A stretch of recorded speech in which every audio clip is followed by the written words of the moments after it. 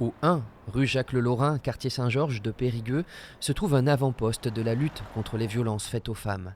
Une adresse très fréquentée au sortir du premier confinement.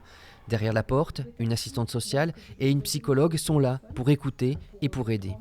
On a des femmes qui sont arrivées dans des états, dans des situations qui étaient extrêmement compliquées. Il fallait agir vite, tout à fait.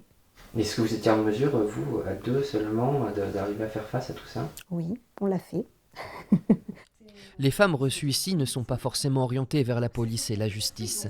Quitter son mari quand on a des enfants et une maison en commun, ce n'est pas facile.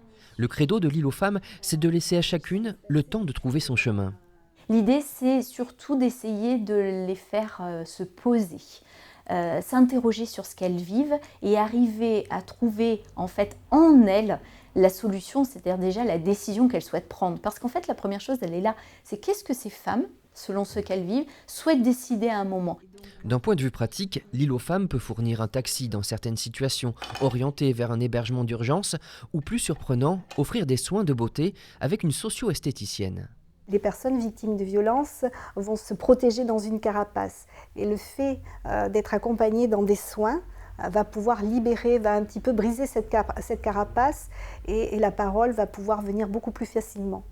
Les violences au sein du couple concernent toutes les classes sociales. 65% des femmes passées par ce lieu d'accueil sont insérées professionnellement. Tous les âges sont concernés aussi. Il n'est jamais trop tard pour s'en sortir. J'accompagne une dame actuellement qui a 82 ans et qui est en train de divorcer d'un conjoint violent. Donc des sorties des violences, ça peut se faire à tout âge et ça peut se faire à tout moment. Et ça, ce sont des réussites. En 2020, l'île aux femmes a connu une hausse de 30% de sa fréquentation. Pour toucher le plus de femmes possible, des permanences par visioconférence vont être ouvertes à Bergerac et à Sarlat. Et pour les plus timides, une adresse mail est à disposition.